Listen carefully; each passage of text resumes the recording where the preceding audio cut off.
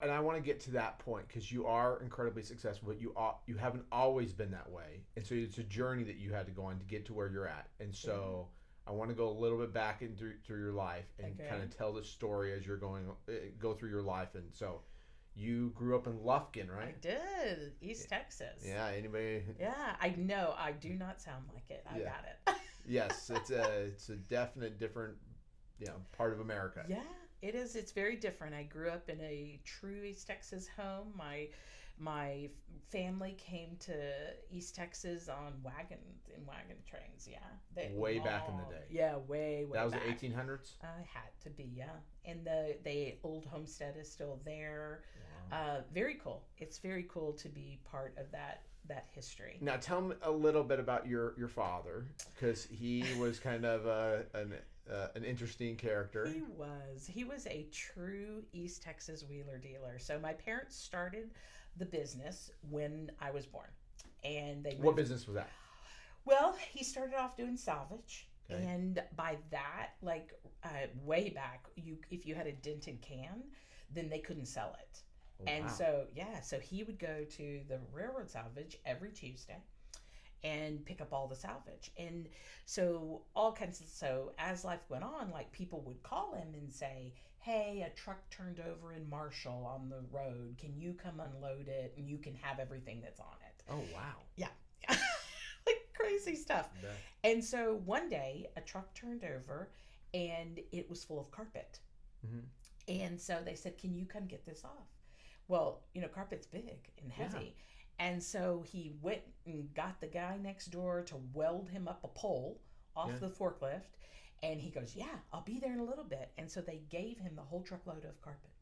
Wow. And so they gave him this truckload of carpet, and that's how he became in the carpet business. So he did carpet and unfinished furniture and hardware. And I mean, he sold everything at one point in time. He sold furniture. And I had the lovely thing of growing up in this. So they had just started the store, so it was him and my mom. So literally, I didn't have friends. I Yeah. had the store. Like I grew up in the store, and Did you sell in the store? Oh yeah, my earliest memories are of being very, very small and going around and helping people. And people, Wow. I remember somebody asking my dad once, does she know?" And he goes, Yeah. "Oh yeah, she'll show you. Yeah. She'll take care of you."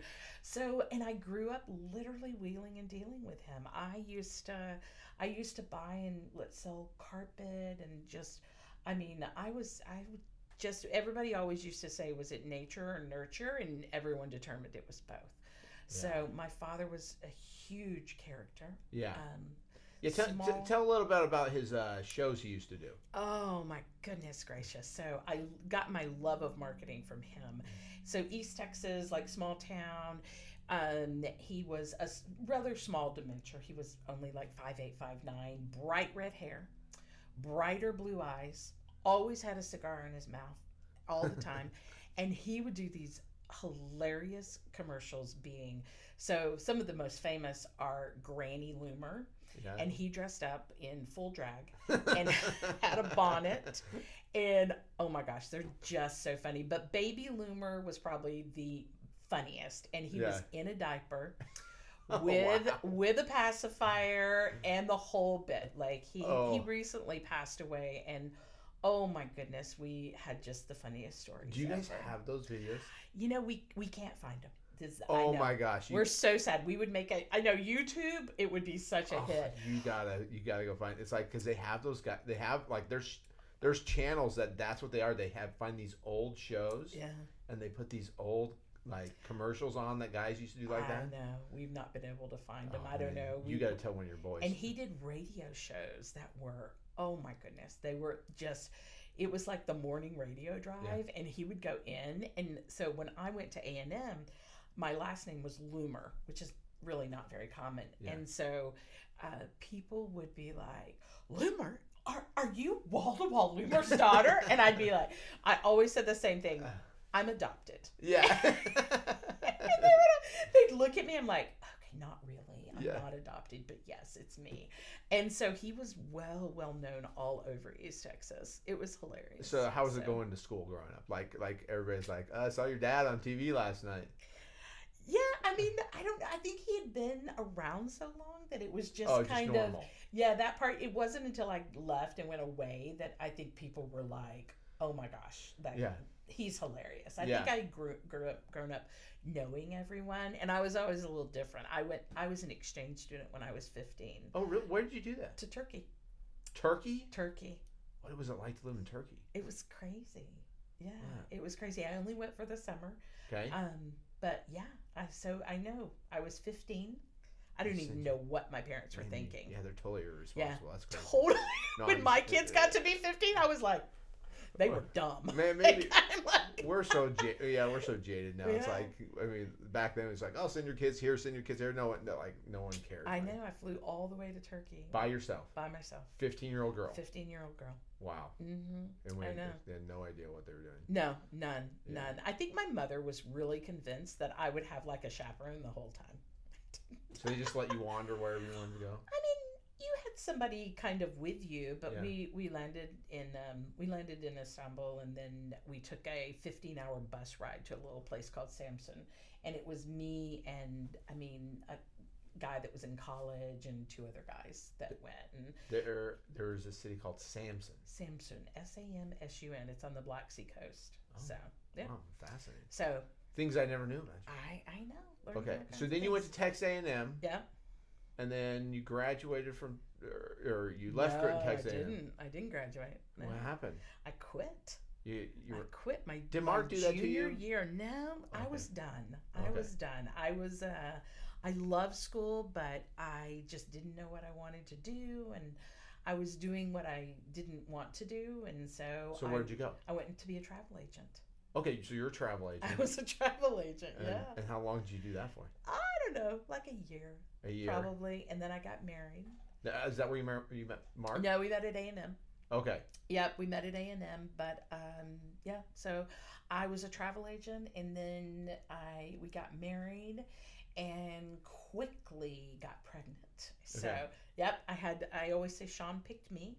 Okay. So Sean picked me, and I'm so happy he did. Yeah. But I did a 180. I said I would never, ever, ever stay home with my children because God gave me a brain, and there was no way that was happening. Yeah. And at 7 months, I said, so sorry, Mark. I was just kidding about that. I can't not stay home with Mark this baby. freaked out. He did not. Oh, to his credit, he just said, well, we'll just have to stay in the apartment, Yeah. but it'll be okay. Yeah. And I said, let me go find us a house. And so I found us a house up in New Hope, and a $73,000 house. So $73,000. I know. That was your That first was one. a long time. 28 years ago, we moved to McKinney. Wow. It's crazy. Yeah. And so. Oh, I think, yeah, 28. Yeah, that's right. And then so you became a stay-at-home mom. Hmm. And how was being a stay-at-home mom?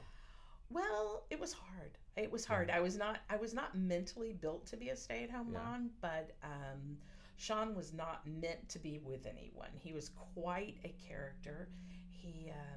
He spoke full conversational English by the time he was 2.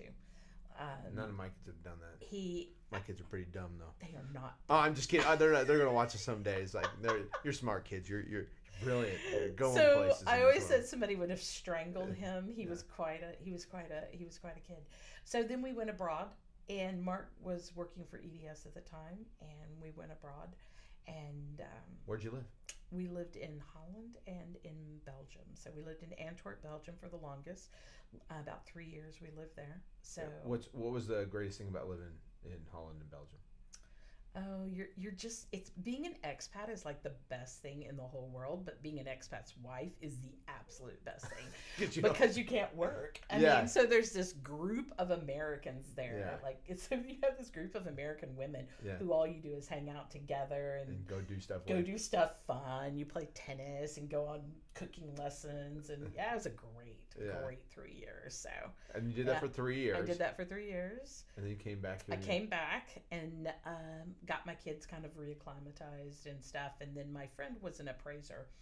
And so I knew enough. I had been a realtor part-time Okay. beforehand, so I knew enough to be dangerous, and he needed help. It was time of refis, and so I did about, I don't know, 2 or 3 appraisals a week. Worst year of my life. For a year. For a year. I made myself stick it out for a year. So this was kind of your theme.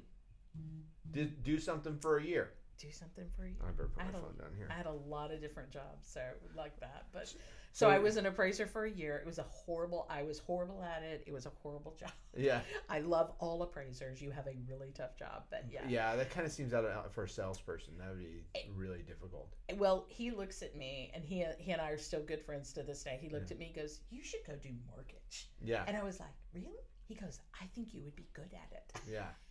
So that's how you got into the mortgage industry. Yeah.